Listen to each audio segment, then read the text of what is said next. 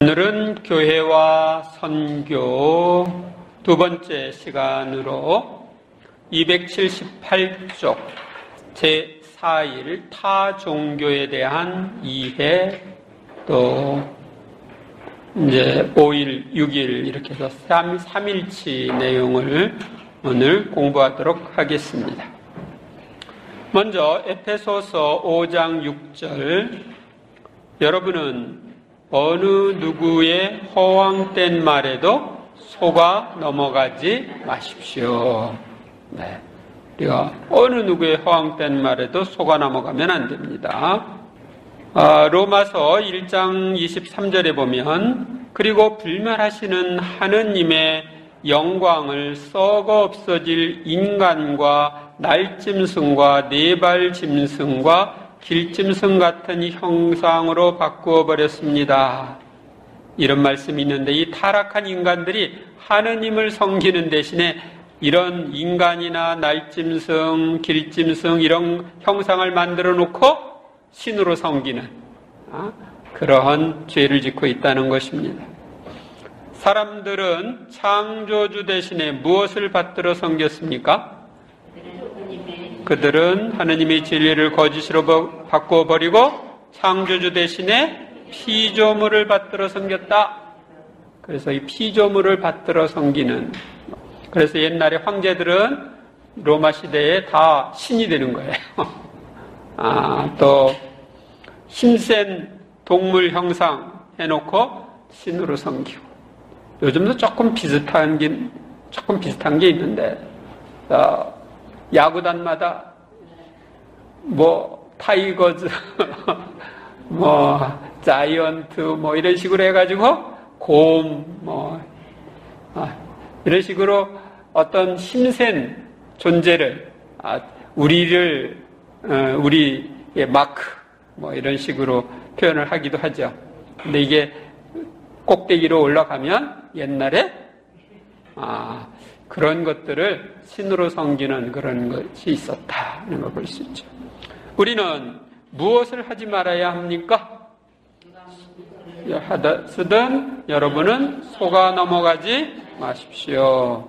로마서 1장 20절, 세상이 창조된 때부터 하느님의 보이지 않는 본성, 곧 그분의 영원한 힘과 신성을 조물을 통하여 알아보고 깨달을 수 있게 되었습니다.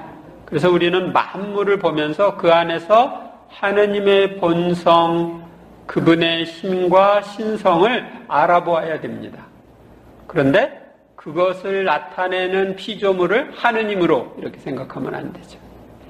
인간의 존엄성을 논할 때 인간의 존엄성을 비춰주는 여러 가지 기본적인 자유를 언급하는데, 그 중에 하나가 종교의 자유입니다. 제2차 바티칸 공의회는 종교의 자유에 대한 권리는 인격의 존엄성 그 자체에 바탕을 두고 있다고 선언합니다. 이는 종교의 자유가 얼마나 소중하고 존중되어야 하는가를 단도직입적으로 표현한 것입니다. 이 종교의 자유는 각 개인은 물론 국가기관, 즉 정부도 절대적으로 보장하여야 합니다. 그러나 우리가 타종교나 그리스도교의 타교파를 신봉할 자유를 인정한다고 하여 우리의 선교 의무나 권리가 조금도 위축되어서는 안 됩니다. 오히려 타종교와 타교파의 특징을 알아보고 우리가 하느님과 예수 그리스도로부터 받은 완전한 진리를 적극적으로 전하려는 자세를 확립해야 합니다. 그런데 이제 이 종교의 자유가 많이 침해되고 있어요. 세계적으로 보면. 아까 제가 가톨릭 신문을 이렇게 봤는데, 세계의 여러 나라들, 한 60% 정도 되는 나라에서 종교의 자유가 완전히 보장되지 않는다. 놀라운 일이죠. 그 중에서 특별히 20여 개국에서는 아주 종교의 자유가 심각하게 훼손되고 있다. 그 중에 하나가 북한. 이슬람교 국가에서는 다 종교의 자유가 허락되지 않습니다. 이슬람만 허락돼요. 그런 나라들이 많습니다. 그래서 종교의 자유가 이루어져야 되는데 그렇지 못한 세계 상황입니다.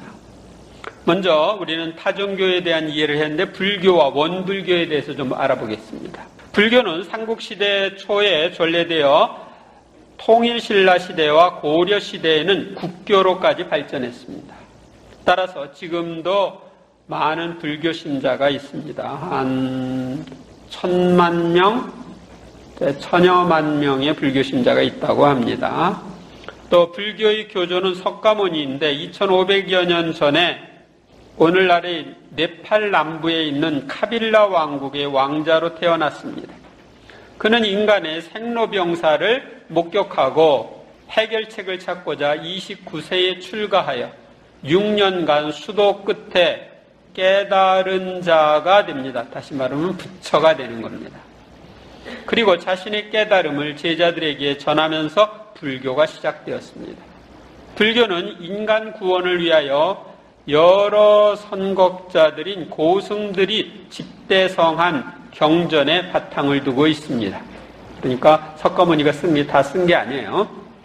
그 경전에는 하느님께서 인류에게 계시하신 것들을 찾아볼 수 없고 인간의 경험과 그곳에 조화되는 철학적 사유들로만 가득합니다. 그러므로 인간의 구원에 이르는 여러 가지 방법 중 대다수를 차지하는 구도 방법이 수행들인 것입니다. 불교를 이루는 4가지 기본적인 교리가 있는데요. 여기에서 모든 불교의 여러 가지 사유가 발전되고 있습니다. 그것이 바로 고집멸도라는 것입니다. 고는 뭐냐? 중생의 모든 삶은 고통으로 가득하다. 그래서 인생은 고해다. 고통의 바다다. 이게 이제 불교의 기본입니다. 두 번째, 집.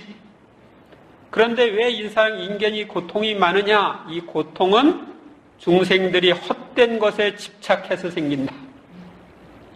삼라만상의 모든 만물이 우리 마음에서 시작되는 허상이므로 거기에 집착하는 것은 헛된 것으로서 고통을 수반하고 있다. 그러니까 집착으로부터 자유로워져야 된다. 세상의 것들에 대한 헛된 것들에 대한 집착에서 자유로워야 된다. 그래서 집이 알겠죠? 집착. 그 다음에 멸. 그러므로 중생들이 이 헛된 인연과 헛된 집착을 멸하여야 고통의 수레바퀴에서 벗어날 수 있다. 그러니까 집착에서 벗어나야 고통에서 해방된다. 그 다음에 중생들이 헛된 인연을 멸하고 득도한 상태가 곧 해탈의 상태인데 이 해탈은 바로 부처가 되는 길이며 이 부처 즉 해탈은 치우치지도 않고 부족하지도 않은 상태, 애당초에 자신의 존재, 성인, 지복, 직관회로의 환원을 의미한다. 그래서 득도에 이르러야 된다. 이제 집착에서 벗어나서 도에 이르러야 된다. 이 주장입니다. 다시 말하면 해탈의 경지에 이르러야 된다. 또한 불교에서는 고집멸도라고 하는 것 이외에 삼보라고 하는 것이 있습니다. 이 삼보라는 것은 3가지의 보화를 가리키는데 불법승을 의미합니다. 불은 깨달음이고 법은 깨달음으로 이끌어주는 불교의 여러 경전이고 승은 헛된 인연을 끊고 깨달음으로 들어가기 위해서 출가하는 승려를 의미합니다. 이것이 이제 삼보, 3가지 보화라는 겁니다. 불교의 교리는 실로 넓고 깊은 철학적 사유를 가지고 있습니다. 그리하여 불교 내에서도 여러 가지 학설이 있고 일반 불교도들이 이해하고 또 깊이 들어가기가 어렵습니다. 그리하여 불교를 쉽게 개조해서 일반 중생들에게 새로운 교리를 가르친 것이 원불교입니다. 원불교는 근본적인 교리들이 불교와 같은 점에서는 역시 불교의 한 종파입니다. 그러나 불교에서 보면 2단 불교 종파이고 원불교에서 보면 근본적인 불교에로의 회귀라고 말할 수 있습니다. 그러니까 원래의 불교로 돌아간다. 그래서 원불교예요. 이 원불교는 지금부터 약 100년 전 1917년에 전남 영광에서 소태산 박중빈에 의해 시작되었습니다. 그러나 불교나 원불교는 근본적으로 자연적으로 발생한 종교, 사람이 만든 종교예요. 인간이 자신의 힘으로 스스로의 구원을 이 사람들은 해탈을 하려는 자력 구원의 종교입니다. 자력 구원의 종교. 그러나 후대에 와서 자력 구원의 신앙은 변질되어 석가모니는 자신의 의도와 달리 숭배의 대상이 되었습니다. 특히 우리나라에서는 부처가 절대자와 비슷한 존재가 되어 신도들이 여러 가지 세상적인 도움을 청하는 기복신앙의 대상이 되었습니다. 그러니까 깨닫는 자는 다 부처가 되는 건데 우리나라에서는 이 부처가 석가모니불이 마치 절대자처럼 모든 걸 해주는 것으로 이렇게 해서 그 기복신앙의 대상이 되었습니다. 그 다음 이 유교와 도교. 유교는 공자와 맹자 그리고 기타 유명한 학자들에 의해 확립된 사상입니다. 이 사상은 종교로서의 기능도 있고 또한 인간이 사는 도리, 사회를 유지하고 지속시키는 원리들을 논하고 있습니다. 어떠한 학자들은 유교는 종교의 의미는 거의 없고 단지 철학체계일 뿐이라고 주장합니다. 그러나 유교의 전례 중 제사의식을 보면 혼백을 불러들이는 주문 등이 가미되어 있고 비록 일치된 내세관과 신관이 없더라도 종교적 기능을 하고 있습니다. 공자는 생명이 위급한 경우에 처했을 때도 하늘이 나를 낳았는데 누가 나를 어찌하랴 하면서 천에 대한 굳은 신념을 보여주었습니다. 하늘에 대한 신념을 보여준 거예요. 그러나 죽음과 신에 대해서 질문을 받았을 때는 삶도 아직 다 모르는데 어찌 죽음을 알겠는가 얘기했고, 인간도 아직 다 모르는데 어찌 신에 대하여 물으랴 하고 말했습니다. 이는 유교의 가르침이 내세가 아닌 현세의 인간 문제를 해결하는 데 있음을 보여줍니다. 따라서 유교의 가르침은 인의 구현을 통해 인간의 문제를 해결하고자 하는 구체적인 가르침을 우리에게 주고 있습니다. 어질 인자죠.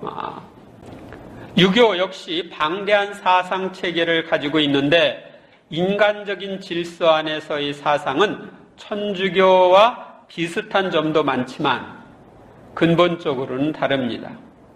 유교는 인간 중심의 철학관이 세워져 있으므로 인본주의적 종교 철학이라고 해도 좋습니다. 그러나 그리스도교는 하느님 중심주의입니다. 유교에서는 하느님은 빠져 있죠. 그런데 효를 중요시하죠. 유교에서. 그런데 천주교도 효를 중요시하죠. 그래서 인간관계에서는 서로 통하는 게 있어요. 인간이 어떻게 살아야 된다. 그 다음에 도교는 공자보다 몇십 년 연장으로 알려진 노자를 교조로 하지만 고대 중국의 민간 신앙에서 유래되었다고 보기도 합니다. 그리하여 노자의 사상과 이를 이어 발전시킨 장자의 사상으로 이루어졌다는 도교의 내용 안에는 당시의 의술, 천문, 유학사상, 불교사상, 신선설, 음양설까지 포함되어 있습니다. 그러나 그 모든 것의 근본은 도에 있다고 합니다. 이 도교에서 말하는 도는 우주의 영원한 질서로서 인간 역시 그 질서를 따라야 한다고 주장합니다. 도를 따라야 된다. 또한 이론론적 입장에서 우주관, 세계관, 인생관을 논하면서 무의와 자연을 존중하고, 무의는 알겠어요? 자연? 그 다음에 나와요. 온갖 인위적인 것을 배격하며 세속에서의 도피 생활을 주장합니다. 그러니까 인위적인 어떤 행위를 반대하고 자연을 따라가는 것, 그게 무의자연이에요.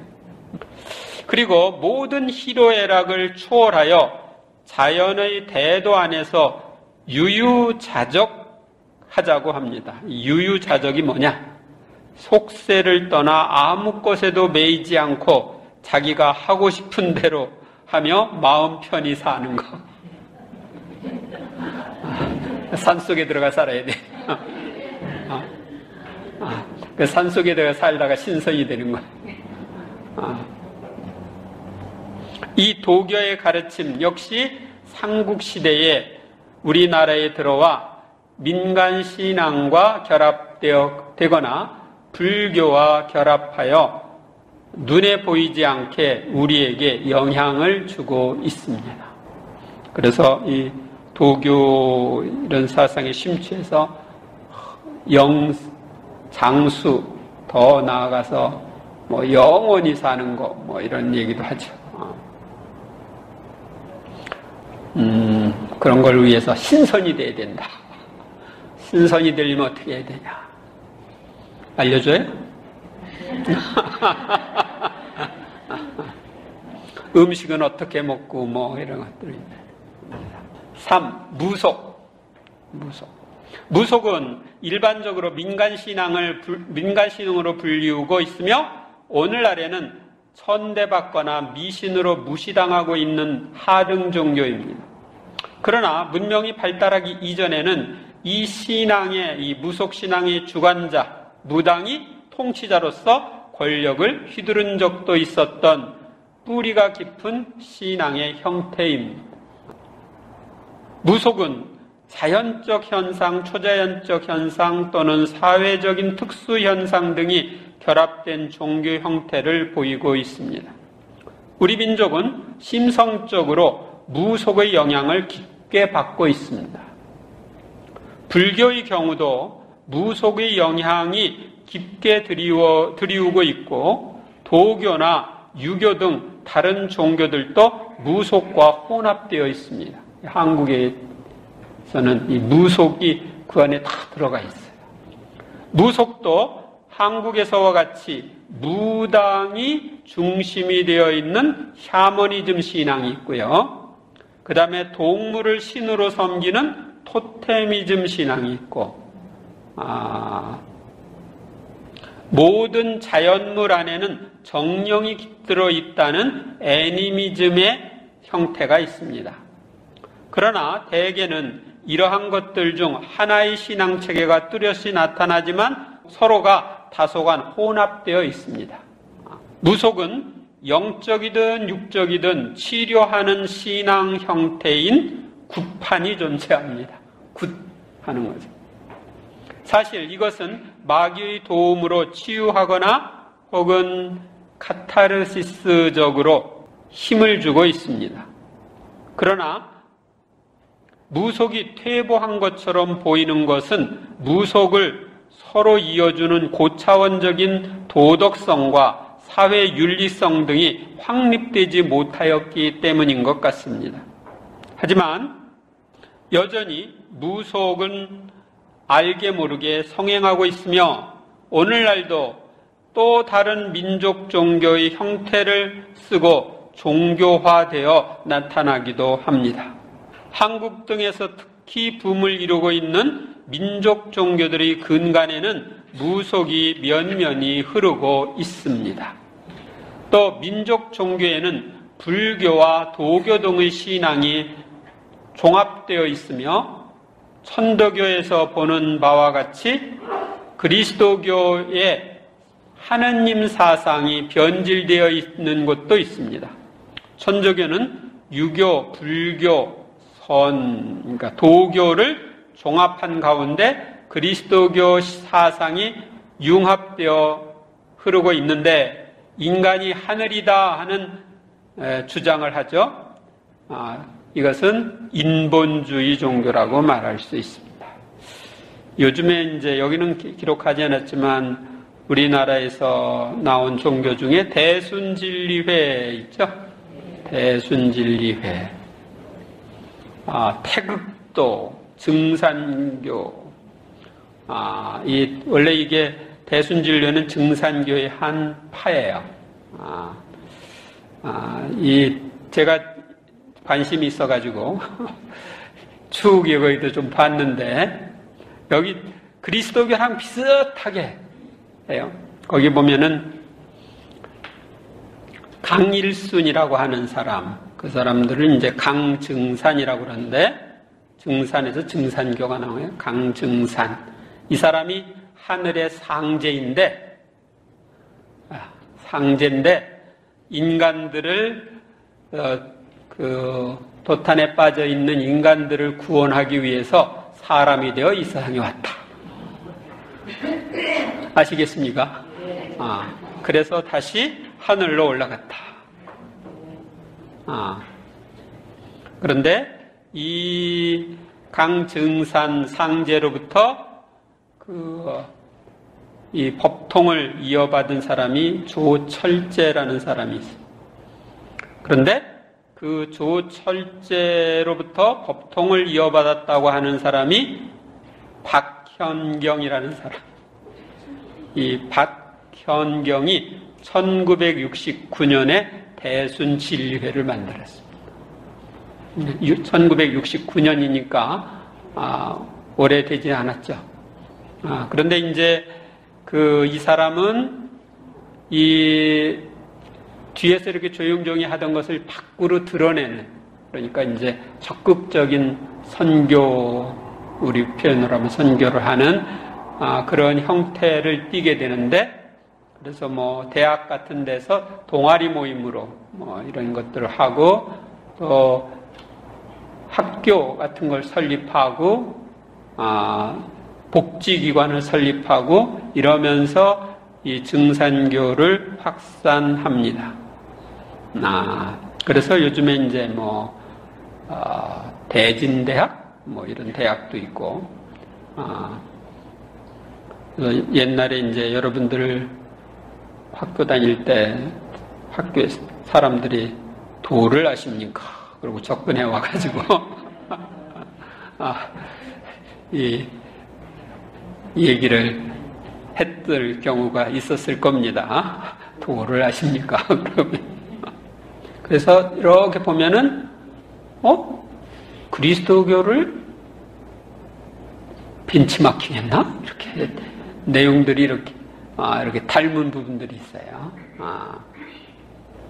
그러면 4. 우리의 자세. 불교와 유교와 무속신앙은 한국인의 정신과 생활 태도에 지대한 영향을 주고 있습니다. 특히 한국 불교는 무속신앙의 영향으로 변질되어 기복신앙으로 흐르고 미신적 행동을 조장하는 경우도 적지 않습니다. 여러분들이 뭐 밖에 이렇게 보면 절 표시해놓고 점치는 데가 많죠. 암자 뭐 이런 그런 무속신앙과 연결된 그 무당들이 불교랑 이렇게 합작한 것처럼 그렇게 하는 경우도 많고, 큰 절 같은 데 스님이 점을 쳐준다든지 부적을 써준다든지 뭐 이런 식으로 이게 합해져서 문제가 됩니다. 우리나라 사람은 순수한 불교도나 그리스도교 신자라 하더라도 일상생활의 태도가 유교적입니다. 유교적으로 처신해서 이렇게 저렇게 하고 급한 일이 생기면 무속적인 사고방식으로 행동하는 경우가 많습니다. 어디 가서 물어보자. 액땜하는 방법이 뭐 없냐. 이런 식으로 하고 있어요. 이제 결혼을 해야 된다는데 저 사람이랑 우리랑 궁합이 맞나 안 맞나 보자. 뭐 그런다든지. 이게 뭐 중요한 일이 있을 때는 엉뚱하게 미신행위 쪽으로 빠져들어가요.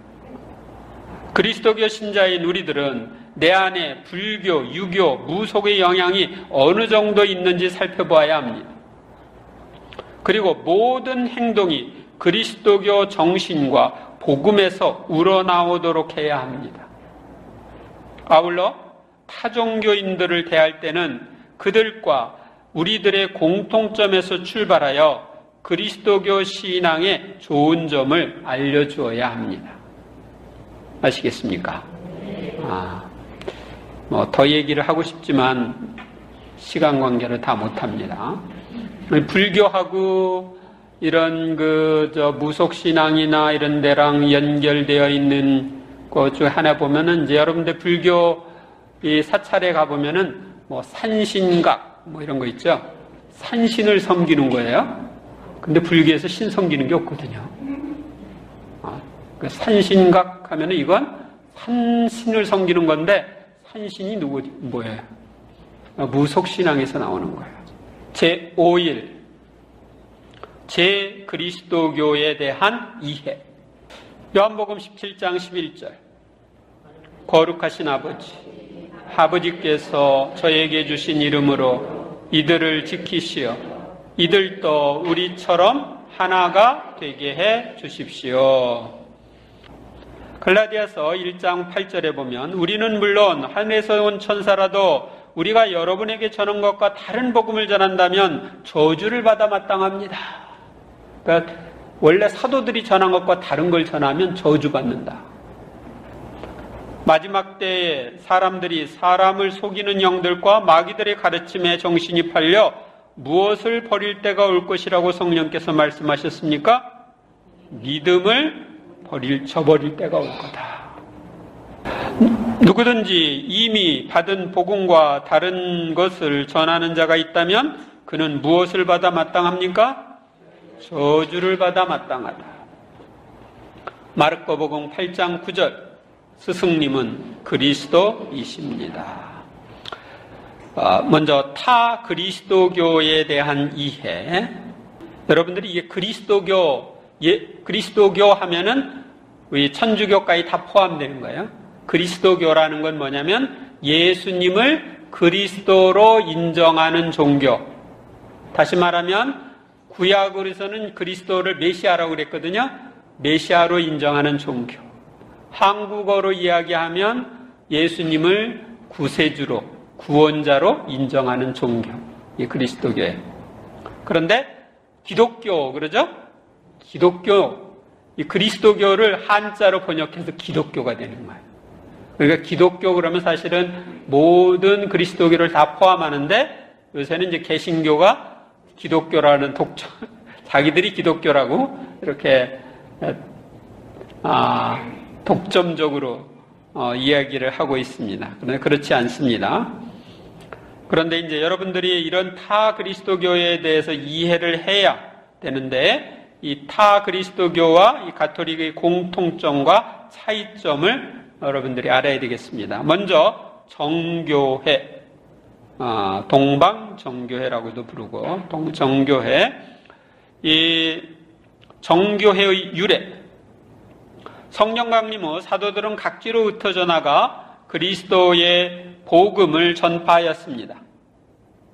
유럽과 중앙아시아 일대에서 발목할 만한 발전을 이룬 교회는 로마 교회, 콘스탄티노플 교회, 알렉산드리아 교회, 안티오키아 교회, 예루살렘 교회로 이들 교회는 사도들이 직접 세운 교회입니다.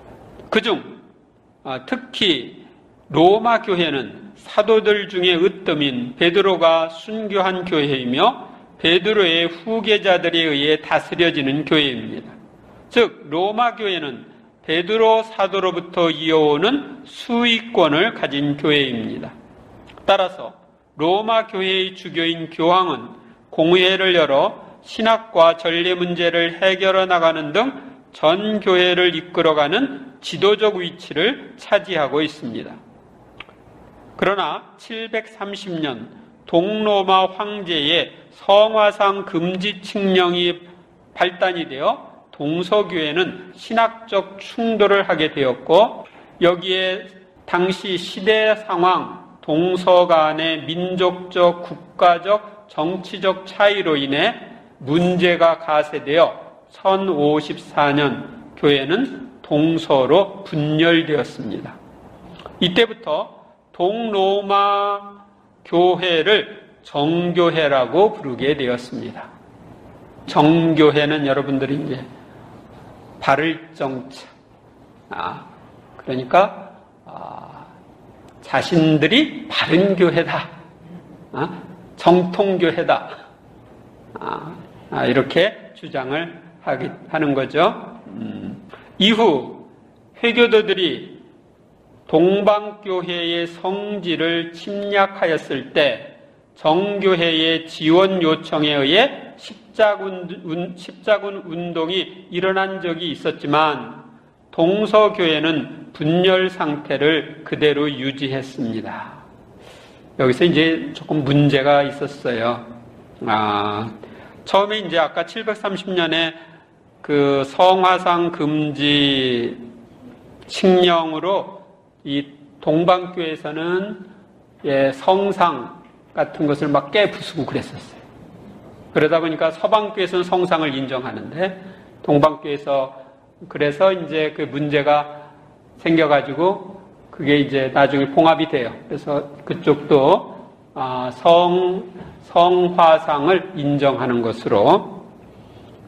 그런데 1054년에 갈라진 것은 두 가지 원인인데요. 하나는 서방교회는 그 게르만 민족의 이동으로 인해서 서로마 제국이 멸망해가지고 그 서로마 제국 대신 교회가 서로마 제국의 역할을 하는 거예요. 그러니까 교황님이 그 게르만 민족도 교화시키고 난민들도 받아들여가지고 그들을 문제 해결해주고 게르만 민족이 이동해 와서 불지르려고 로마를 침탈하려고 못하게 막고 이런 것들을 이제 하니까 교황 중심이 돼요, 서방교회.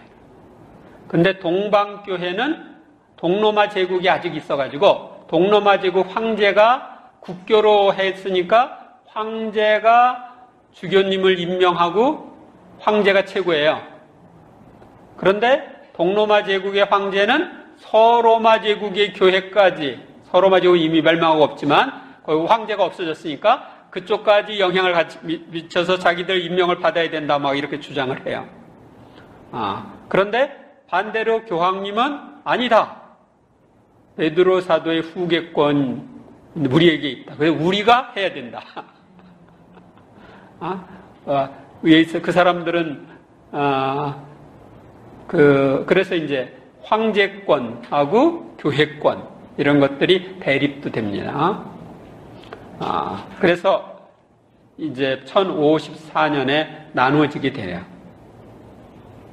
그리고 회교도들이 이제 동방교회 성지를 침략하고, 그러니까 서방교회의 동방정교회에서 십자군을 요청해요. 그래서 십자군 운동이 일어나서 성지에 갔는데 여기서 또 문제가 생기는 거예요. 서로마 제국의 밑에 있는 그 왕들은 그냥 전체 통일이 안 되는 게 통일이 아니라 지방별로 이렇게 그 분권왕이라고 그럴까? 제후들이 다 왕이에요. 그들이 이제 연합해가지고 갔어. 가서 성지의 회교도들을 몰아내고 교회를 건설을 해. 그런데 거기에 이미 동방정교회가 있는 거죠. 그럼 어떻게? 이 사람들이 가가지고 그 동방정교회 건물을 뺏어가지고 자기 교회로 쓰는 거야. 그러니까 서방 가톨릭 교회가 와가지고 성지 회복은 했는데 거기 있는 걸 거기 교회를 자기 것으로 빼가지고 쓰니까 문제가 생기죠. 그리고 이제 나중에 거기에 보물들이 있거든. 옛날 사도들의 유해라든지 성인들의 유해라 이런 보물이 있잖아. 그게 탐나야 안 탐나? 탐나니까 이 사람들이 그걸 약탈해가지고 서방으로 가져오는 거야. 그러니까 이제 이 동방정교에서는 뿔이 났죠. 그래가지고서 관계가 더 나빠졌어요. 그래서 나중에 이제 여기 보면은 바오로 6세 교황이 콘스탄티노플 아테네고라스 총주교를 방문했어서 서로 파문을 철회할 때 이때 어떤 일이 있었느냐면 그때 옛날에 빼앗아 왔던 성 안드레아 사도의 유해를 다시 돌려줬어요. 아셨어요? 그래서 이 세속권이 이렇게 이제 개입을 하다 보니까 세속의 왕들은 욕심이 있어가지고 이렇게 문제가 생기게 됐어요. 그리고 이제 지금은 서로 화해를 하기 위해서 힘쓰고 있습니다. 정교회의 특징. 첫째, 정교회는 교황의 수의권을 부정하며 부제품을 받기 전까지는 결혼이 가능하지만 주교는 결혼하지 않은 사제만이 될 수 있습니다. 그래서 정교회 신부님들 중에는 결혼한 사람도 있고 안 한 사람도 있어요. 그러니까 사제가 되면, 부제가 되면 그때부터는 결혼 못해. 그러니까 그 전까지. 그러니까 내년에 부제품 받는다. 빨리 결혼하자. 이런 사람도 있고. 그 이후에는 못하니까. 아니면 일생을 그냥 독신으로 봉안하자. 그런 사람도 있는데 이 독신으로 사는 결혼하지 않은 사제만이 주교가 될 수가 있습니다. 둘째, 정교회의 교구는 자치교구이며 콘스탄티노플 대주교가 정교회의 총대주교 권한을 갖고 있습니다. 이에 비해 로마 교회 역시 각 교구의 자치를 보증하지만 교황을 중심으로 일치되어 있습니다. 이게 무슨 얘기냐면 동방정교회는 이 4개의 큰 교구, 4개의 큰 이 총주교가 관할하는 그 교구가 있어요.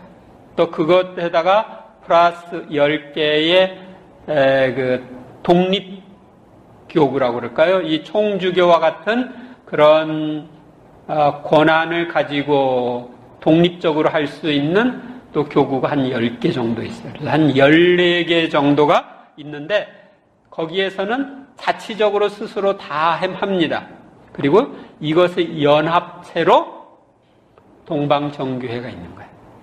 그리고 그 상징적으로 이 콘스탄티노플의 대주교님이 모든 권한을 가지고 있는데 그 권한을 가지고 있다서 어느 교회 마음대로 하라. 이렇게 저렇게 하라. 이렇게 명령을 할 수가 없어. 각 교구가 자치적으로 하는 거예요. 그리고 연합회 형식으로 하게 됩니다. 근데 가톨릭은, 로마 가톨릭은 어떻게 해요?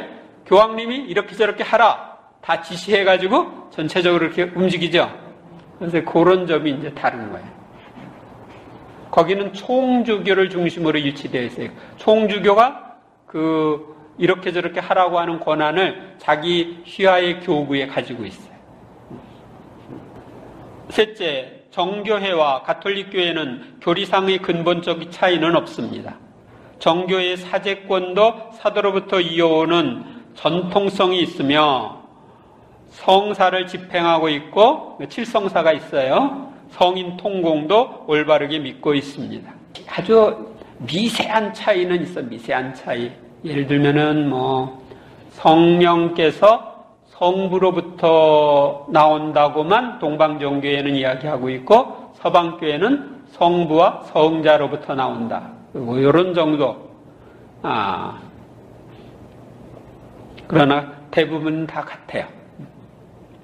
동방교회 혹은 동방가톨릭교회.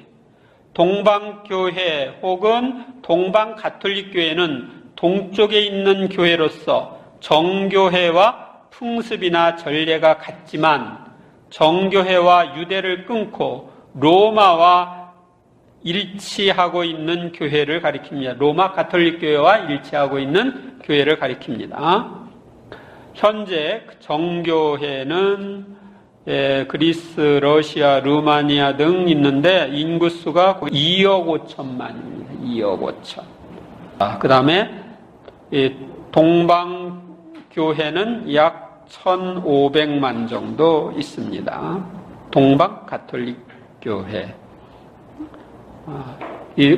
지금 한 2억 5천 중에 한 반 좀 더 되는 것이 러시아 정교회입니다. 러시아가 인구가 많기 때문에.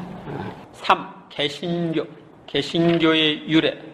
개신교의 분열은 특정 교회, 즉 독일 교회의 부패를 제거하기 위한 교리 논쟁이 발단이 되고 여기에 정치적 이슈가 가세하여 발생하였습니다. 그러니까 독일의 부패한 교회를 새롭게 하겠다. 그래서 95개의 항의문을 루터가 붙이고 그러면서 교리 논쟁이 되고 거기에서 이제 정치적 문제가 가세해서 교회가 나누어집니다. 조금 더 구체적으로 이야기하면 그 당시까지만 해도 통일된 나라가 아니라 다 제후국이었어요. 제후국. 그 제후들이 왕으로 다 이렇게 저렇게 하는데 정치적 이유라는 건 뭐냐면 교회가 1000년 이상 이 유럽에 있다 보니까 사람들이 죽으면서 기증한 재산이 많았어. 이 교회가 재산이 많은 거예요. 그런데 이 제후들이 부국 강병책을 쓰려면 돈이 필요해, 돈이. 그런데 루터 편을 들으면 가톨릭 재산을 몰수할 수가 있어. 왜? 루터 편을 들어서 가톨릭 재산을 몰수하면 그걸로 자기들이 부국 강병책을 쓸 수가 있는 거야. 그래가지고 이제 로마로부터 멀리 떨어져 있는. 그러니까 이 로마로부터 멀리 떨어져 있는 쪽은 개신교 편을 든 거고요. 북독일 그리고 덴마크, 지금 스웨덴, 노르웨이, 핀란드 이쪽이 루터 편을 들었어. 그래가지고 거기는 지금 루터 교회예요.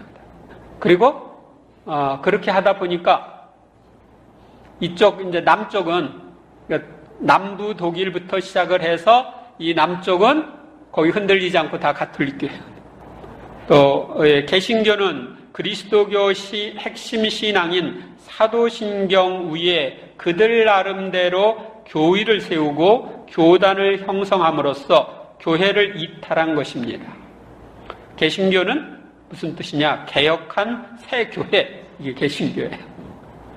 개신교는 현재 전 세계 700여 교파로 분열되어 있으며 여러 개의 상이한 교리 체계를 가지고 있습니다. 그 교파마다 교리 체계들이 좀 다른 부분들이 있어요. 그 다음에 이 개신교의 특징. 첫째, 교단에 따라 다르지만 세례와 성체만 인정하고 다른 성사는 부정합니다. 간혹 견진을 인정하는 교파도 있지만 성체를 인정한다 하더라도 성체는 상징으로만 생각합니다. 그래서 그냥 성찬예 1년에 몇 번 하는 거 오직 성경만을 강조하고 성전을 거부하며 오직 은총만 강조하여 사도로부터 이어오는 교계제도를 거부합니다. 교계제도를 거부하는 거예요. 만약 이거 교계제도를 인정하면 천주교로 들어와야 돼. 그러니까 거부할 수밖에 없어요. 또 구원을 위해 오직 믿음만 강조하여 선행을 경시하는 경향이 있습니다. 그래서 잘못을 하고 나서도 주님 잘못했습니다. 용서해 주세요. 그러면 다 용서받는다. 그래서 이 도덕적인 면에 있어서도 조금 문제가 있습니다. 셋째, 현재 개신교 간의 외적 일치를 위한 조직으로는 세계교회연합 WCC가 있습니다. 그리고 정교회 성공회를 제외한 모든 개신교단의 총 인구는 3억 5천 정도입니다. 지금은 더 많아졌을 겁니다. 책을 제가 10여 년 전에 쓴 거니까. 넷째, 시대의 흐름에 따라 오늘날에는 가톨릭과 개신교의 이런 차이점보다는 동질성이 더 크게 부각되고 있습니다. 4. 성공회. 성공회의 유래. 성공회는 영국왕 헨리 8세가 이혼을 허락하지 않는 가톨릭 교회와 결발하고 독특한 형태의 성공회를 만들어 영국 국교로 선포함으로써 이루어진 교회입니다. 영국의 국교회. 그리고 국왕이 교회의 장이에요. 성공회는 웨스터민스터 신조에 동의하고 있으므로 개신교의 한 유파라고 할 수 있습니다. 이 웨스터민스터 신조라는 게 뭐냐? 종교 분열 시기에 종교 개혁가로 자처하는 사람들이 영국의 웨스터민스터 교회에 모여 기본적인 개혁 신조를 고백하고 합동으로 서명한 신조입니다. 대부분의 전통적 개신교단은 이 신조를 신봉합니다. 이 신조에 가장 충실한 교단이 장로교이며 기타 교단은 이 신조에서 적당히 가감한 신조를 지키고 있습니다. 그러니까 개신교 교파들이 모여가지고서 만든 신조를 성공회가 인정하니까 개신교 교파 중에 하나다. 이렇게 볼 수 있는 거예요. 성공회의 특징. 첫째, 성공회의 용어나 형식은 가톨릭적이지만 신조나 성경 해석은 개신교의 주장을 따릅니다. 둘째, 성공회에서는 성사를 집행하고 있지만 변질되고 형식적인 것입니다. 셋째, 성공회의 성직자의 최종 임명권은 영국 왕에게 있으며 성직자는 결혼을 할 수 있습니다. 헨리 8세가 결혼을 하기 위해서 했기 때문에 이 결혼을 하도록 허락하는 거죠. 그래서 그 사제나 주교나 다 결혼을 할 수가 있습니다. 또 여기 가면 여자도 사제가 될 수 있습니다. 여성 사제도 있습니다. 혹시 가고 싶은 사람은 가도 안 되나? 가면 망합니다. 성공회의 총본사는 영국의 캔터버리 대성당이며 성공회는 관구와 교구라는 형식의 지역교회로 나누입니다. 다섯째, 성공회는 헨리 8세 때부터 이어오는 교회이며 성공회 성직자들은 정교회와 달리 성직자로서의 근거가 없습니다. 그러니까 사도로부터 이어오는 게 아니에요. 형식만 그렇게 사용하는 거예요. 현재 성공회는 전 세계에 약 7천만 명의 신자들이 있습니다. 그런데 요즘에는 성공회에 많은 사람들이 가톨릭으로 개종하고 있습니다. 그 다음에 우리의 자세. 정교회는 사도로부터 이어오는 교회이고 칠성사가 있는 교회이며 교황의 수의권을 부정하는 교회이지만 가톨릭과 가장 가까운 교회입니다. 가톨릭 교회와 정교회는 서로 성사를 인정하고 있기에 외국 여행 중에 가톨릭 교회를 찾을 수 없으면 거기 오자가 나왔어요. 동방 정교회의 미사에 참여해도 됩니다. 또한 위급한 상황에서 가톨릭 사제를 만날 수 없는 경우에는 정교회 사제에게 병자 성사를 받을 수도 있습니다. 16세기에 마르틴 루터에 의해 시작된 교회 분열은 개혁된 새 교회를 만든다는 명분으로 수백 개의 개신교파를 만들었습니다. 이들은 한 교파 안에서도 서로 일치되는 공동체를 이루지 못하고 개별교회 중심으로 활동하는 경우들이 많습니다. 그래서 같은 장로교인데 옆에 있고 조금 가다 가면 또 있어. 그렇죠? 한 교파 안에서도 일치되어 있지 않아요. 따라서 대표성이 결여된 개신교와의 일치를 위한 대화에는 어려움이 많습니다. 누구랑 대화해서 나는 다른데? 그러면 영향을 안 미쳐요. 그러니까 거기는 이렇게 대표성 있는 사람이 없어요. 그리고 그 사람이 전체적인 영향을 예를 들면 우리 장로교 그러면 장로교에 그 여러 파들이 있어요.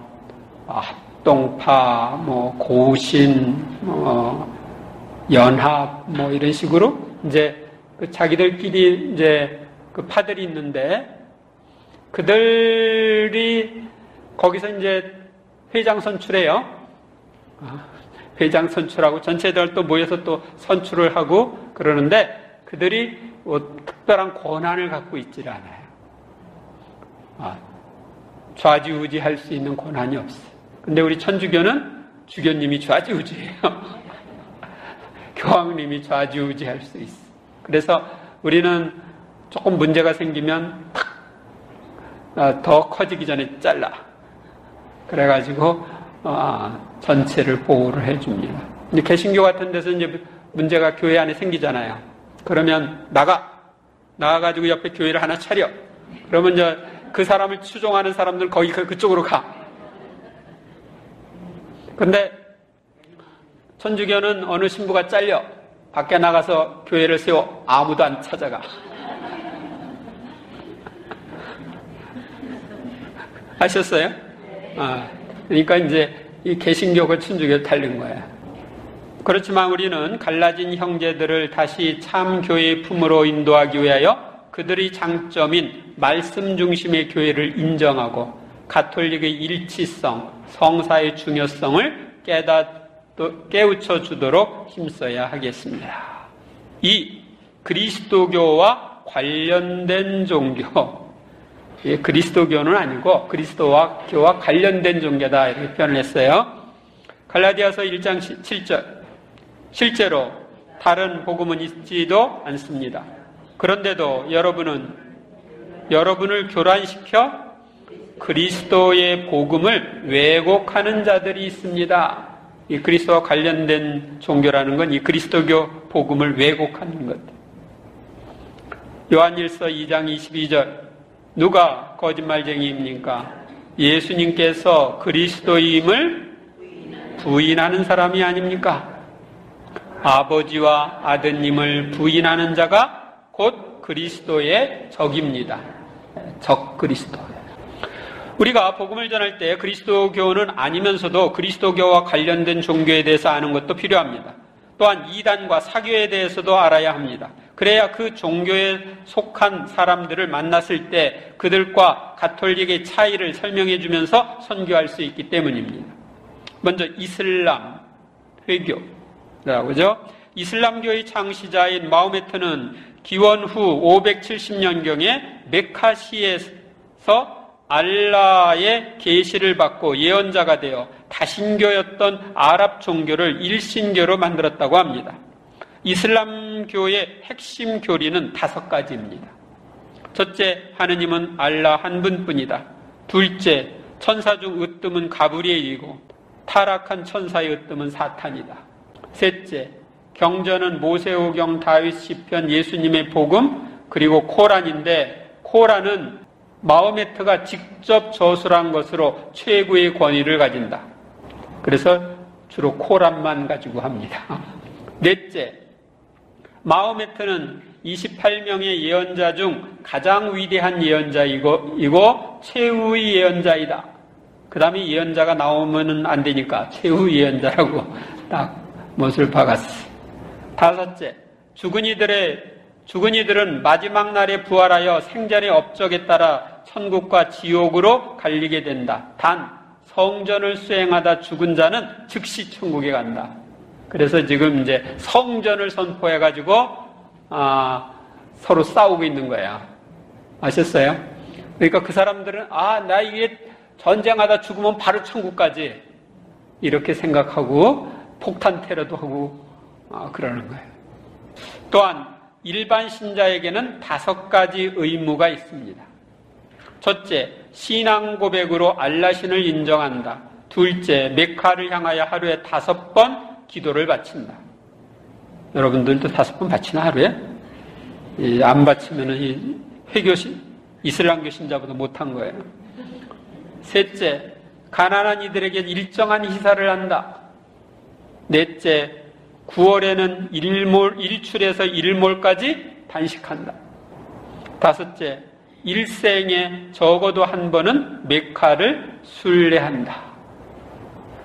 이슬람교는 중동 건설의 붐을 타고 한국에도 들어와 있습니다.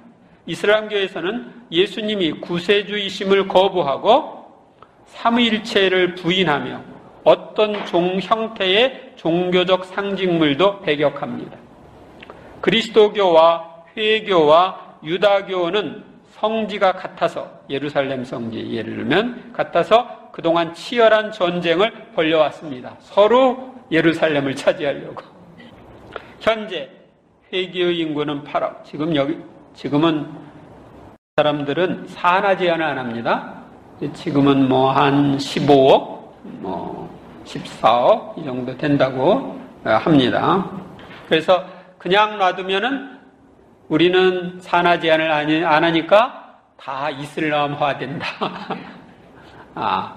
그럽니다.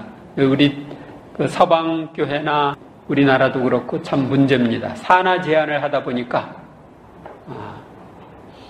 나중에는 인구수에 있어서 문제가 생깁니다. 예를 들면 지금 레바논 있죠?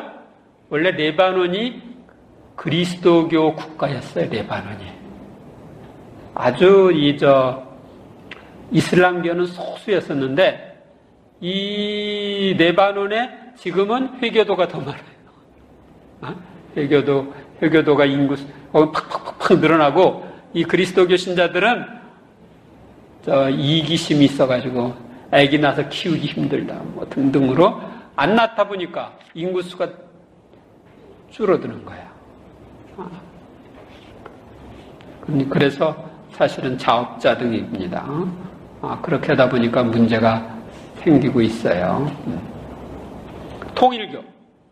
통일교는 개신교 계통의 신흥 종교이며 짧은 기간에 방대한 경제적 자본과 조직 등을 이룬 신흥 2단 교파입니다. 이 교단의 특징은 문선명이라는 새로운 구세주가 예수께서 구원하시려고 하다가 실패로 끝난 구원 사업을 완성한다는 것입니다.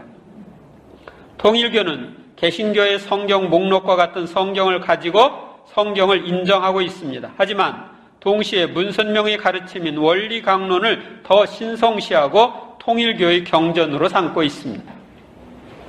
통일교에서는 예수님을 인정한다고 하지만 예수님은 실상 십자가에서 죽은 실패자에 불과합니다. 그러므로 통일교에서는 새로운 구속자라 부르는 문선명이 그들에게는 구원자입니다. 그들은 성경을 가지고 있으나 그것은 속임수이며 그들은 성경 대신 원리 강론으로 거의 모든 교리를 해설하고 있습니다. 또한 통일교에서는 예수님이 그리스도이심을 부인함으로써 통일교는 그리스도교가 아닙니다. 그 다음에 3. 말일성도 예수 그리스도 교회, 몰몬교라고 부르기도 합니다. 제7일 말일성도 예수 그리스도 교회 이렇게도 합니다. 말일성도 예수 그리스도 교회라고 불리는 몰몬교회는 스미스경이 하느님께 기도를 드리는 중 천사로부터 계시를 받아 새로운 경전인 몰몬경을 받아 만들었다는 교회입니다. 몰몬경도 성경을 경전으로 인정하지만 몰몬경을 중심으로 교단이 논리를 만들어가는 종파입니다. 따라서 그리스도교와 연관은 있지만 그리스도교라고 말하기는 어렵습니다. 그러면 그리스도와 관련된 종교의 공통점, 우리는 회교, 통일교, 몰몰교 등 기타 다른 종파들이 하나의 일치된 현상을 볼 수 있는데요. 먼저 마호메트도 예수님을 인정했지만 십자가에서 죽은 실패자라고 하여 자기의 우월성을 강조하고, 문선명도 같은 주장을 하였습니다. 회교에는 성경이 부족하여 코란을 새 성경으로 만들었고, 통일교도 원리 강론을 새로 만들었습니다. 또 몰몬교도 몰몬경을 천사가 알려줘서 찾은 경전이라고 하며 그 종파의 근간으로 삼고 있습니다. 여기서 알 수 있듯이 신흥 종파의 특징은 모두 예수님을 인정하지만 예수님의 구원 사업을 실패한 사업으로 못 받고 예수님을 뒤이은 하느님의 사람으로 자신을 내세웁니다. 그렇게 하다 보니 성경만으로 부족하여 자기들의 교리를 주장하기 위하여 만들어진 새 경전이 나온 것입니다. 신흥교파의 특징은 성을 교리 중에서 강조한다는 것입니다. 통일교에서는 아담과 하와의 불순명을 성교의 행위로 묘사하기 시작하여 신앙 형태인 합동 결혼에까지 이릅니다. 문선명이 짝져준 배필과 생활을. 몰몬교에서도 그들 나름대로의 논리로 일부 다처를 허용하고 있으며 다른 신흥 종교들도 성을 교묘히 자기네 교리와 결부하고 있습니다. 그러나 이건 역시 그리스도교회의 교리와는 관계가 없습니다. 통일교는 회교나 몰몬교와 마찬가지로 그리스도교적인 냄새를 풍기는 종교일 뿐, 그러니까 유일한 하나님을 믿는다는 의미에서 또는 예수님의 이름을 들먹거린다는 뜻에서 그럴 뿐, 냄새를 풍기는 종교일 뿐 사실 그리스도교와 관계가 없는 신흥적인 여러 가지 교리가 잡다하게 섞여 있는 종교일 뿐입니다. 다음, 이단과 사교. 이단의 구분. 이단이란 그리스도교의 신조에서 하나 혹은 몇 가지를 배척하는 집단을 가리킵니다. 그리스도교가 설립된 이후부터 지금까지 무수한 이단이 생겨났었고 소멸되었습니다. 간혹 개신교 중 어떤 교파는 이단이라고 여겨도 좋지만 일반적으로 이른바 종교개혁 시점으로부터 이어오는 개신교들은 이단은 아닙니다. 예전의 교회는 그들을 열교라고 불렀습니다. 분열되고 갈라져 버린 교회라는 의미에서 그렇게 불렀지만 제2차 바티칸 공의회의 정신에 따라 그 이름을 버렸습니다. 일반적인 개신교회가 왜 이단이 아닌가 하면 그들이 교회를 이탈하여 새로운 교단을 세울 때 우리 가톨릭 교회가 믿는 신조, 다시 말하면 사도신경을 그대로 가지고 나갔기 때문입니다. 교리가 많이 다르고 이해하는 방향이 다르다 해도 그들이 예배 중에 고백하는 믿을 신조는 우리가 고백하는 믿을 신조와 같은 것입니다. 사도신경. 그러므로 이단 여부를 가릴 때 그 교단이 사도신경을 고백하는지의 여부를 알면 그 교단이 이단인지 아닌지를 쉽게 알 수 있습니다. 그 다음에 제7일 안식일 예수 재림교. 사실 안식교라고 우리나라에서는 부르죠. 그냥 사실 이단들은 거의 모두가 사도신경을 부정합니다. 이단들은 사도신경을 고백하는 교단 중 제7일 안식일 예수 자림교, 이른바 안식교회는 이단이라고 볼 수 있습니다. 그 교단은 토요일이 원래 안식일이었기 때문에 교황이 제정한 일요일을 안식일로 대체하여 계명을 오염시킨 천주교는 바빌론의 탕녀이며 바벨탑의 전형이라고 주장합니다. 또한 일요일을 안식일로 지키는 다른 개신교 교단도 모두 가톨릭의 졸개라고 주장하고 있습니다. 안식교의 창시자인 영국의 알렌 여사는 꿈에 하느님을 만나 뵙고 사람들이 지옥에 가는 이유가 로마 교황이 제정한 일요일을 안식일로 지키기 때문이라는 말을 듣고 자기가 꿈에서 명령받은 대로 안식교를 만들었다고 주장했습니다. 그러나 이는 거짓이며 그녀의 다른 예언이 한 가지도 맞은 것이 없습니다. 그러니까 성경적이라고 풀이한 성경의 예언인 지구의 종말, 예수님 재림 이런 것에 대해 예언했지만 하나도 안 맞았어. 그리하여 안식교가 둘로 쪼개지는 불운을 맞게 되었습니다. 안식교에서는 토요일을 주일로 지키며 일요일에도 예배를 거행합니다. 다음 여호와의 증인.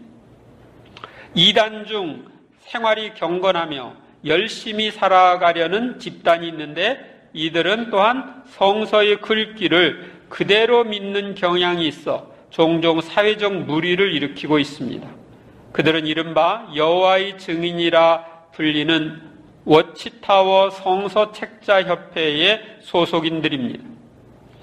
그들의 교회는 왕국회관이라고 부릅니다. 그들은 구약성경 창세기 4장에 나오는 첫 피 흘린 자인 아벨을 그들의 직접적인 선조라고 부릅니다. 그들은 삼위일체를 부정합니다. 또한 천국이나 지옥도 부정하며 마지막 날 이 땅 위에서 여호와의 증인들이 땅을 차지할 것이라고 주장합니다.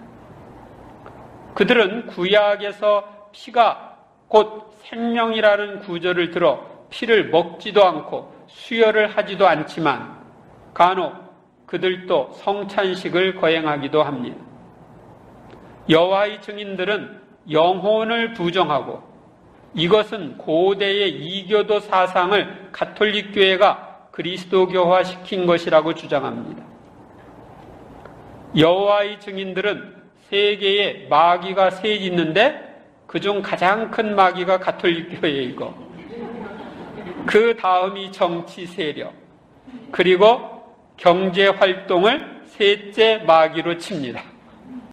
여호와의 증인들도 안식교와 마찬가지로 자기들의 생각대로 성경을 해석하고 물리적이고 인간적인 시각으로 성경을 연구하다 보니 종말이나 재림에 관한 예언들을 지속적으로 강조해 왔습니다.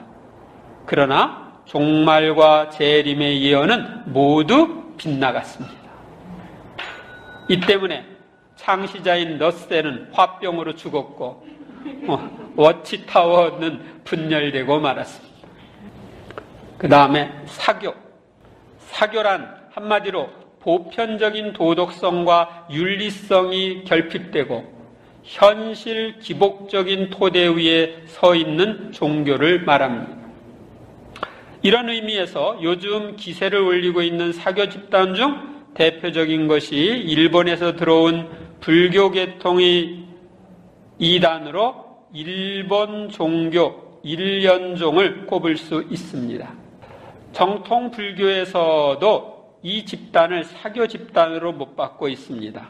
이 종교는 남묘호랭객교라고 일반적으로 불려지고 있는데 하루에 일본을 향해 삼배하고 주문을 외우면 만사 형통한다고 믿습니다.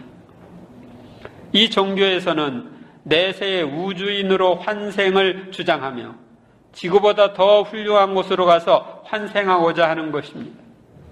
아울러 부처도 공자도 예수님도 모두 우주인이라고 주장합니다. 이러한 주장이 먹혀 들어가 한 많고 슬픈 사람들이 그 집단의 주요 교인인 것은 그리스도교가 본연의 복음 전파를 잘못하고 있다는 증거입니다. 또 우리 요즘에 유명한 뜨는 또 교가 있죠. 신천지. 신천지도 이 그리스도교 쪽에서 보면은 이단 종교입니다.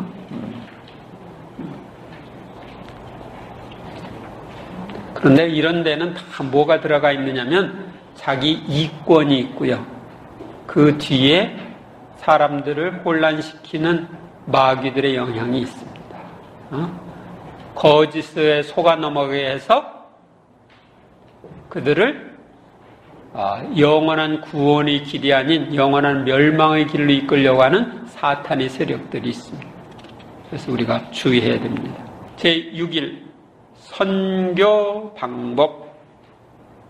골로새서 4장 3절에서 4절. 말씀을 전할 수 있는 문을 하느님께서 열어주시어 우리가 그리스도의 신비를 말할 수 있도록 우리를 위해 기도해 주십시오. 나는 그 신비를 위해 지금 갇혀 있습니다. 그러니 내가 마땅히 해야 할 말로 그 신비를 분명히 드러낼 수 있도록 기도해 주십시오. 믿음은 들음에서 오고 들음은 무엇으로 이루어집니까? 그리스도의 말씀으로 이루어집니다. 골로새서 4장 6절에 보면 여러분의 말은 언제나 정답고 또 소금으로 맛을 낸 것 같아야 합니다. 그리하여 여러분은 누구에게 어떻게 대답해야 할지 알아야 합니다. 우리가 선교를 할 때는 누구에게 어떻게 대답해야 될지 알아야 됩니다. 마태오복음 5장 16절 이와 같이 너희의 빛이 사람들 앞을 비추어 그들이 너희의 착한 행실을 보고 하늘에 계신 너희 아버지를 찬양하게 하여라. 로마서 10장 15절 기쁜 소식을 전하는 이들의 발이 얼마나 아름다운가. 우리는 이웃에게 복음을 전하는 생활을 해야 합니다. 구체적으로 내 주위에 있는 이들을 신앙의 길로 인도해야 합니다. 그 방법은 다음과 같습니다. 먼저 1. 기도를 통한 선교. 복음 선교의 가장 힘있는 무기는 기도입니다. 따라서 이웃에게 복음을 전하려면 먼저 기도부터 시작해야 합니다. 기도하는 방법, 자신이 복음을 전하고 싶은 이들의 이름을 적어놓고 매일 그들의 이름을 부르며 기도합니다. 매일 그들을 위한 자유기도, 심령기도, 묵주의 기도를 하면 좋습니다. 아울러 내가 복음을 전하고 싶은 사람들 안에 신앙으로 나아가는 것을 방해하는 장애물을 제거해 주시도록 기도합니다. 또한 그들이 신앙을 받아들일 수 있도록 그들의 마음을 준비시켜 주시고 복음을 전할 기회를 주시도록 기도합니다. 특히 이 방해꾼인 마귀들, 불신의 마귀들을 예수님의 이름으로 묶고 추방하는 구마를 하면 좋습니다. 효과적인 기도법, 기도할 때는 사랑과 희생이 담긴 기도를 하는 것이 효과적입니다. 그러므로 생활 속에 다가오는 여러 가지 고통과 어려움을 복음을 전하고 싶은 이웃을 위하여 사랑으로 봉헌하면서 기도하십시오. 또한 기도는 꾸준히 해야 합니다. 우리가 꾸준히 기도하는 동안 하느님께서는 사람들의 마음을 준비시켜 주십니다. 그 다음에 죄인의 회개와 구원을 위한 기도. 우리는 자신이 아는 특정한 사람뿐만 아니라 자신이 알지 못하는 사람들의 구원을 위해서 기도해야 합니다. 또한 하느님을 모르는 이들을 위해서도 기도해야 하며 특히 냉담자들과 죄인들의 회개를 위해 기도해야 합니다. 특히 파티마에서 발현하신 성모님이 요청대로 지옥에 떨어질 위험이 있는 이들의 구원을 위해 기도해야 합니다. 그 벼락을 맞았습니다. 책 보면은 어떤 그 사람이 정말 자기랑 관계도 없는 그 벼락 맞아가지고 죽어가는 그 사람을 위해서 희생적인 기도를 했기 때문에 그가 지옥에 떨어지려고 하다가 구원을 받는 거죠. 이 대화를 통한 선교, 선교를 위해 기도하던 중 선교의 기회를 주시면 선교를 해야 합니다. 대화를 통한 선교를 잘하려면 다음과 같이 합니다. 1. 대화 준비. 한 사람이 여러 사람에게 천주교 신앙에 대하여 소개하려면 여러 가지 준비를 해야 합니다. 먼저 상대방이 어떤 사람인지 생각해 보아야 합니다. 그 사람의 종교는 무엇이고 학력과 환경은 어떠하며 무엇에 관심을 가지고 있는지 살펴보아야 합니다. 또한 그에게 어떤 말로 접근을 해야 호감을 살 수 있을지 생각해 보면서 준비합니다.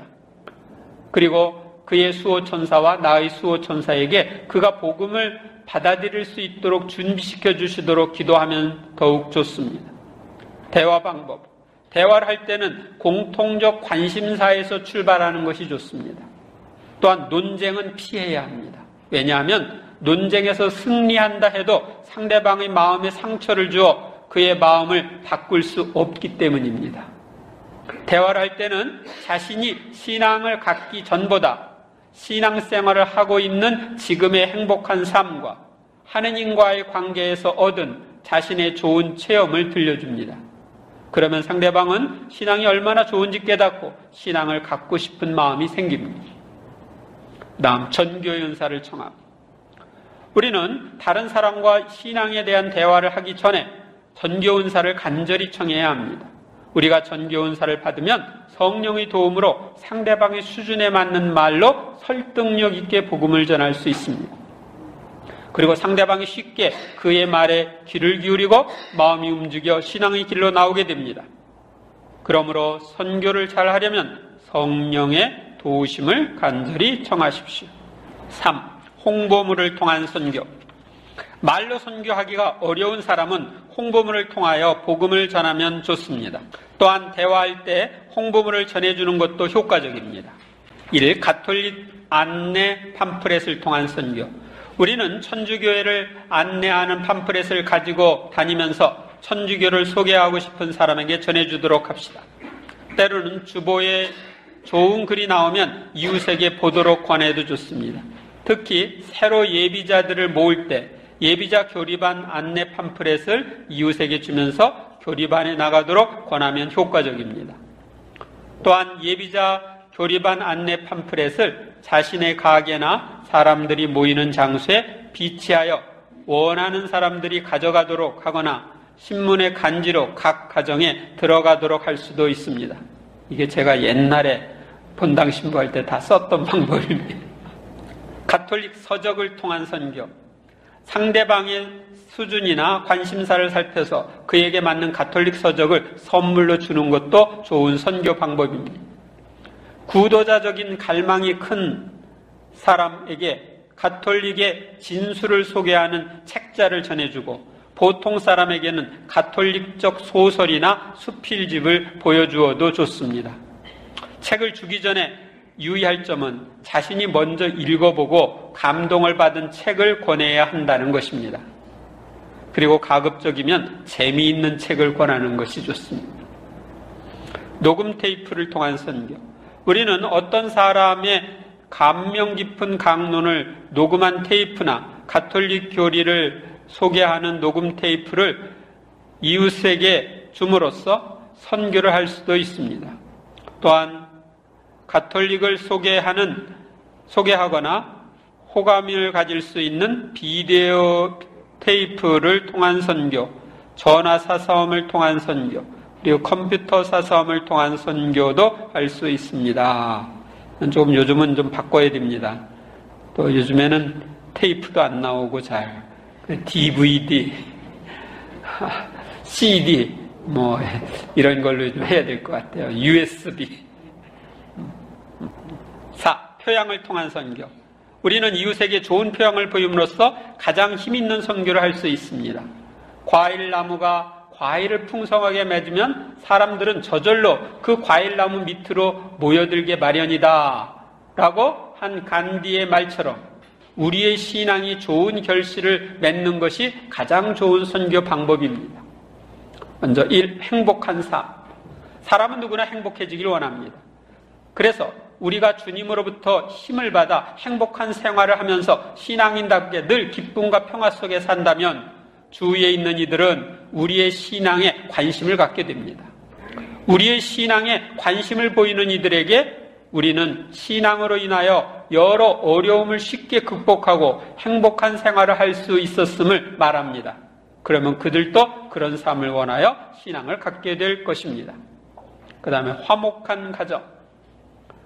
하느님을 중심으로 생활하는 가정은 화목해야 합니다. 가족끼리 서로 아껴주며 화기애애하게 사는 모습을 이웃에게 보여주어야 합니다. 그러면 이웃도 그런 가정을 이루고 싶어하며 우리가 가진 신앙에 관심을 갖게 될 것입니다. 그러므로 우리가 화목한 가정을 이루기 위해서는 가족이 함께 모여 기도하는 것입니다. 그래야 화목한 가정이 됩니다. 이웃 사랑의 실천. 우리는 우리 주위에 있는 이웃들에게 늘 관심과 사랑을 갖고 있어야 합니다. 그리하여 기쁜 일이 있으면 함께 기뻐해주고 고통이 있으면 함께 마음 아파하며 도와야 합니다. 우리는 어려움에 처한 이들을 진심으로 위로하고 격려할 수 있는 마음을 가져야 합니다. 또한 우리의 몸으로 희생적인 봉사를 함으로써 그들을 도울 수 있어야 합니다. 때로는 내 능력의 범위 안에서 물질적인 도움을 줌으로써 사랑을 실천할 수 있어야 합니다. 물질적인 도움을 줄 때는 대가를 생각하지 말고 주어야 하며 그의 자존심이 상하지 않게 도와야 합니다. 우리가 이렇게 이웃 사랑을 조건 없이 실천하면서 하면 그도 우리의 신앙에 관심을 갖게 될 것입니다. 맺은 말. 우리는 오늘 선교회와 선교에 대하여 살펴보았습니다. 예수님께서 인류 구원 사업을 위하여 세우신 교회는 그리스도의 몸이고 배필이며 하느님의 백성입니다. 예수님이 세우신 참 교회는 하나이요 거룩하고 공본되며 사도로부터 이어오는 교회, 곧 가톨릭 교회입니다. 예수님은 교회가 효과적으로 구원 사업에 임할 수 있도록 교계 제도를 마련하시어 교회에 사제직, 왕직, 예언직을 맡기셨습니다. 그리스도의 예언직에 참여하는 선교는 교회의 가장 중요한 사명입니다. 우리는 이 사명을 잘 수행하기 위해 타 종교, 타 그리스도교, 그리스도와 관련된 종교에 대해서 살펴보고 복음을 전하는 구체적인 방법을 배웠습니다. 이제 배운 대로 실천함으로써 좋은 결실을 거두시기 바랍니다. 영광이 성부와 성자와 성령께